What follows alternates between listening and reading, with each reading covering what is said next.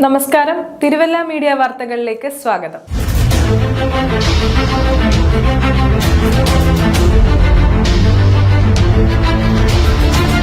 നഗരത്തിലെ പ്രധാന റോഡുകളിലൊന്നായ പാലിയേക്കര കാട്ടൂക്കര പാതയിൽ ടാറിംഗ് ജോലികൾക്ക് തുടക്കം. 2 വർഷം മുടങ്ങിക്കിടന്ന പണികളാണ് കഴിഞ്ഞ ദിവസം മുതൽ തുടങ്ങിയത്.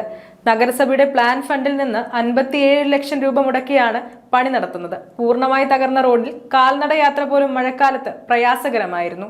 അറ്റകുറ്റപ്പണി നടത്താത്തതിനെതിരെ പലവട്ടം ജനകീയ പ്രതിഷേധം ഉയർന്നിരുന്നു. പണിയെടുത്ത കരാറുകാരൻ നഗരസഭയിലെ വിവിധ പണികളുടെ നിരവധി ബില്ലുകൾ മാറിക്കിട്ടാതെ വന്നതോടെയാണ് കാട്ടൂക്കര റോഡ് പണി തടസ്സപ്പെട്ടത്. പാലിയേക്കര പള്ളിയുടെ കുരിശടി മുതൽ കാട്ടൂക്കര പാലം വരെ 1.5 കിലോമീറ്റർ ടാറിങ്ങും അവിടെ നിന്ന് സാൽവേഷൻ ആർമി റോഡിൽ MC റോഡിൽ ചേരുന്ന ഭാഗം വരെ അറ്റകുറ്റപ്പണിയുമാണ് നിലവിലുള്ള കരാറിൽ ഉൾപ്പെട്ടിരിക്കുന്നത്.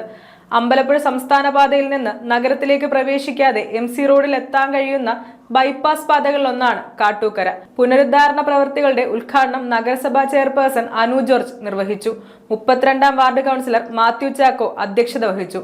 കൗൺസിലർമാരായ ഷീല വർഗീസ്, പൂജ ജയൻ, വിജയൻ തലവന, മിനി പ്രസാദ് തുടങ്ങിയവർ പങ്കെടുത്തു. News desk, Thiruvalla media.